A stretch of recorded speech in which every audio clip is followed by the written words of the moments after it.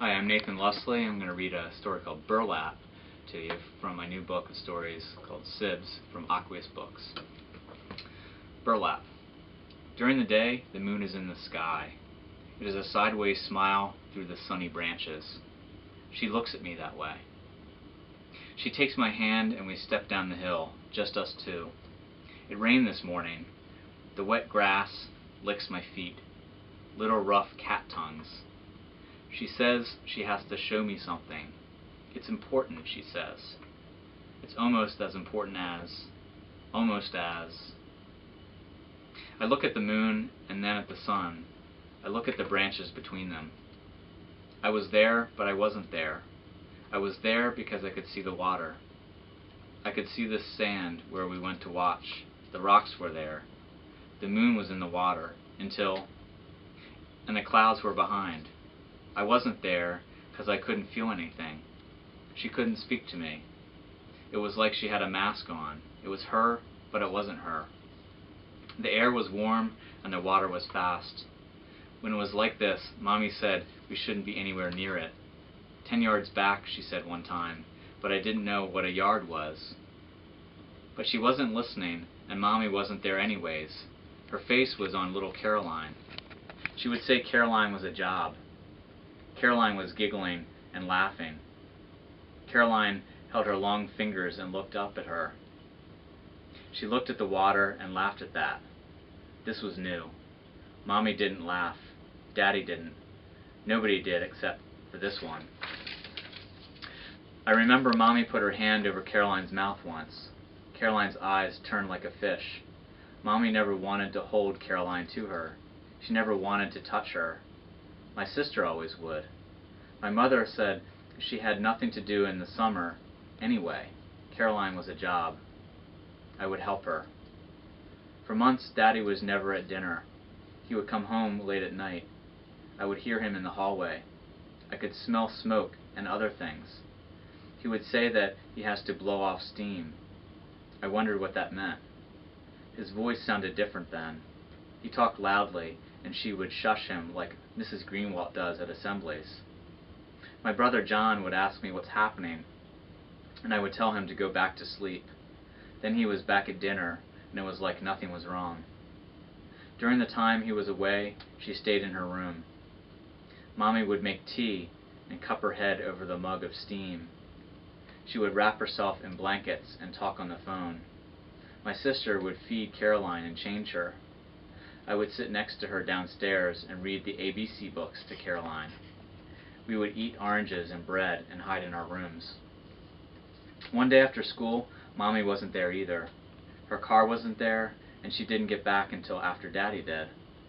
This was when I could hear screaming, and she came to get me to help her with Caroline. Caroline was screaming too, like she was copying her mother. Later that week, my sister and I came home, but a long white car was parked in the driveway, next to Mother's. When we came home, Caroline was screaming in her crib. The door to my mother's bedroom was closed. I could hear my mother laughing and breathing funny, and a man laughing. I've never heard so much laughing at home. I looked out the window at the car. Somehow I remembered it. I had seen the car before somewhere. I asked her if she had seen it before. She nodded and held the bottle to Caroline. Then we heard a noise. The door creaked open. Mommy cussed. Then we heard whispering. "Just do it," Mommy said.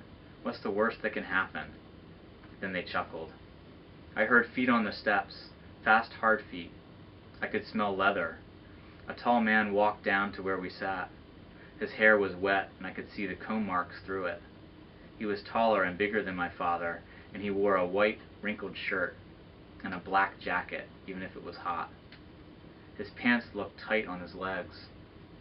His belt buckle was round and shiny, and I could see my face in it. He walked up to us and winked. He seemed familiar. His eyes looked like other eyes, cat eyes or bird eyes. "Can I see the little one?" he asked. My sister didn't look at him. Without saying anything, she pulled the blanket back. Caroline had her eyes closed. She looked on the bottle and sighed. The man kneeled down and touched her face with one finger, down the cheek. "Hi there, sweetie," he said. I watched Caroline's face where he touched her. It was like a white trail. Then he stood up. I could smell Mommy then for a second. That's when I knew. He walked out and started his car and backed out silently.